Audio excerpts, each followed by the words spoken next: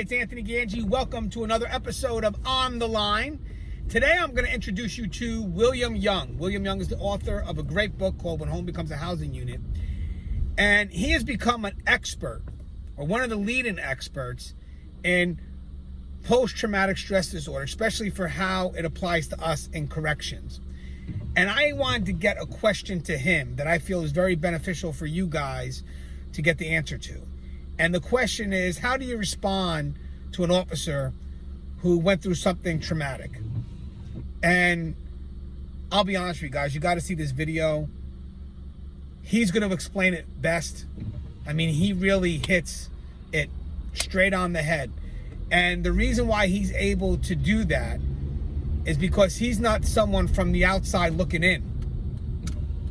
He's from the inside. And what he talks about, what he brings to the table, comes from true real life experience, something that we should never ignore. So again, it's my pleasure to introduce you to William Young. William Young, it's all yours. Look, I don't feel like I should have to make a video about this subject, but unfortunately, I do. Unfortunately, we don't know how to react or to confront our coworkers, our fellow officers after a traumatic event. We may know how, but we don't. We don't do that. We don't show them any kind of sympathy or empathy when a situation happens. Sure, right after the event, we ask everybody if they're okay. We high-five each other and you know, stand around and pat each other on the back for the job well done. But after all of that, after the fireworks and the confetti hit the ground, we start to talk about those that we feel didn't act appropriately in that situation, and we start to second guess the way that other officers are feeling about the situation. You know, I talked before about an example where an officer was trying to open up and talk to a group of us about watching an individual die, and right away that officer was shut down. Somebody made a really shitty comment about the individual that was dying, and that officer, who visibly had an adverse reaction to watching another human being die, bottled it up, and he never talked about it again. And that's not good, right? So how should we respond to other officers? What should we say to them in the wake of a traumatic event? Well, it depends on the situation, but here's rule number one. Okay, here's the first thing that I want you to do. It's don't be a jerk. Don't be a jerk. Don't assume that because you are immune to everything that you see, that everybody else is the same way. All right? People have a very unique way of dealing with or not dealing with, which I think is what a lot of you are doing. You're compartmentalizing, you're pushing it back in the farthest corner of your brain, and at some point down the road, it's going to sneak up on you. And when it does, just give me a call and we'll talk about it. But you're not understanding that just because you can handle a situation doesn't mean that somebody else can handle that same situation, right? I mean, when I worked for the coroner's office before working in corrections, right, I picked up people that had killed themselves over a divorce, over debt, right? And so some people that we know, especially in our population, have lived through untold horrors, right? Trauma after trauma after trauma, and yet these individuals keep living. So you got to wonder why some people are able to just pile it on and keep moving forward, and some people, that's it, that's the end of the road for them, right? But a situation right after a traumatic event, when you're dealing with a fellow officer, when you're communicating with a coworker, is not the time to pass judgment. You're shunning an officer that may someday be in a position to save your life, and I just don't understand that. So rule number one, don't be a jerk. All right, when you ask how they're doing, is everybody okay? Is everybody okay? Really care. Really mean it. Be approachable. Right? So I had a situation where we responded to an attempted hanging, and when we got in there was a brand new officer working, right? And everybody's doing their thing, and they're running back and forth, and I yell at the guy, said, "Hey, what's this guy's name? What's this guy's name?" And I look at the officer, and he's like, I don't know, and he's shaking, and his hands trembling, and I had a couple of different options there, right? I could have said, "Hey, I need that guy's name. Suck it up. You got a situation going on here." But I didn't, because that doesn't help. I said, "Hey, are you okay?" He looked at me and said, "I've never seen anything like that before." So I thought back to rule number 1. Bill, don't be a jerk. So I told the supervisor, I said, "Hey, I need to relieve this guy for a second. We're going to take a walk." And I took his keys to the unit and I gave them to another officer. I said, "Hey, sit tight. We're going to take a walk." So we go in the hallway and we take a walk. And guess what I did? This is revolutionary here. So get out a pen, get out a pad, or do your voice memo notes on your phone or whatever. But here it is. Here's what number 2 is going to be. Number 1, don't be a jerk. Number 2, communicate with your coworker. Ask them how they're doing. Ask them what's wrong. Ask them what bothered them about what they just saw. So me and this guy take a walk, right? I didn't know him from Adam. He hadn't been at the facility that long. I took a walk. I introduced myself. I asked his name. I asked a little bit about him. I asked him how long he'd been there, what he did before corrections. I asked him what happened, but I told him, "Look, you don't have to tell me what happened if you don't want to tell me. Just talk about whatever you want to talk about." And we walked. We took a lap. 5 minutes, long enough for them to get that individual that had attempted to hang himself out of that guy's unit.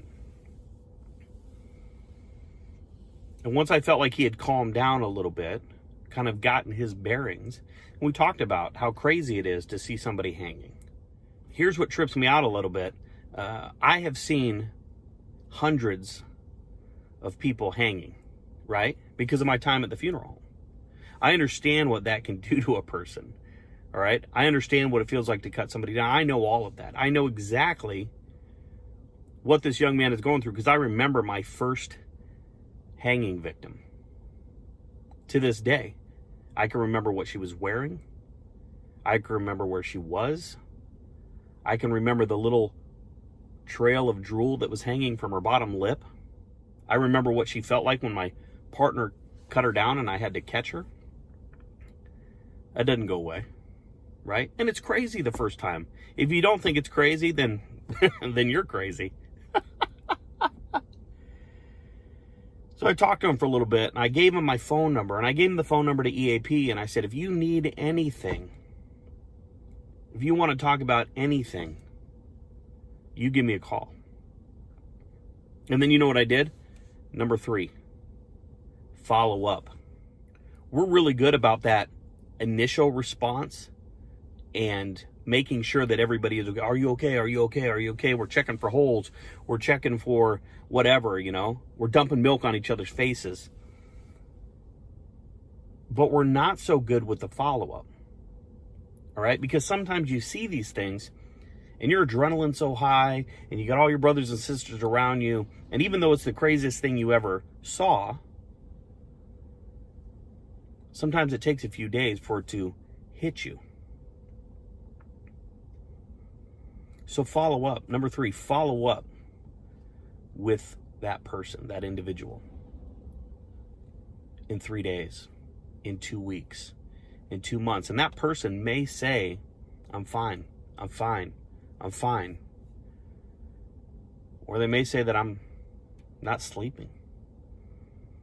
They may say that I'm not okay with what I saw. And then you can get them the appropriate help, right? Even if you're okay with it. If you're okay with the things that you see, if you're okay watching bodies being cut down, or you're okay walking through puddles of blood and piss and vomit, and it doesn't affect you, then you have an obligation to help those that do. Now think about it like this. I wrote an article about this a long time ago, right? It's called Corrections Isn't for Everyone. I'll post a link to it. And basically what I do is I take this seemingly infallible logic that we have, right? That we tell people, yo, corrections isn't for everybody. Did I just say yo? I think I just said yo. That corrections isn't for everybody. And then I put it on a school teacher, right? And the story's about a school teacher who finds out that one of her students is being abused. And so she goes and reports it to the principal, the old,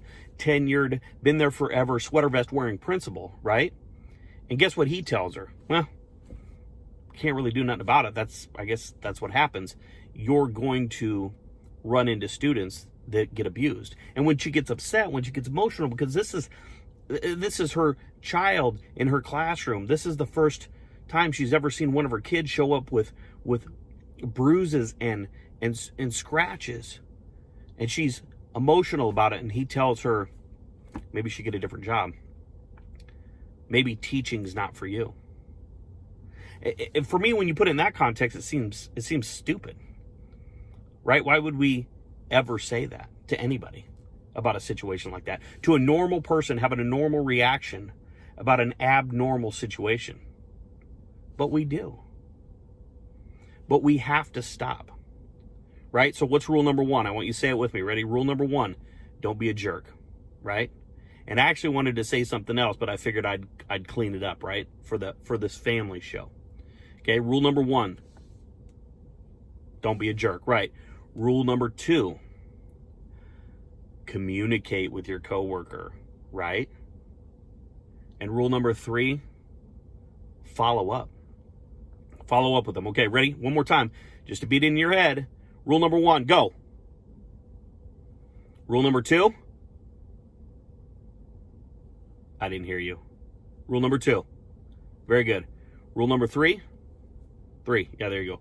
Rule number three, right? If you do those things, if you check on your people, and the new people and the people that are exposed to these things for the first time know that you are there to support them.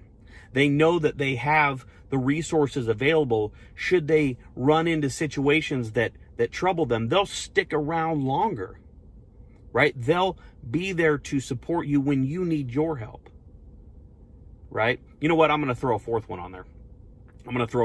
Real quick because Anthony didn't give me a time limit, and I just thought about it. Number 4, educate yourself.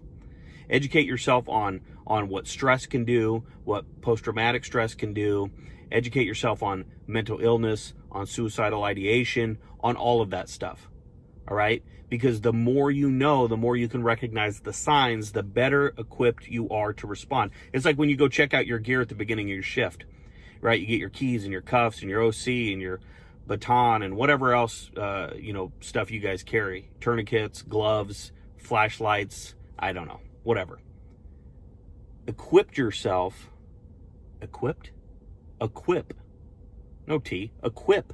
yourself with that knowledge, with that information. So when this situation happens, when you watch other officers standing off to the side, belittling an individual for not being able to handle somebody's head all over the table, then you can respond to that.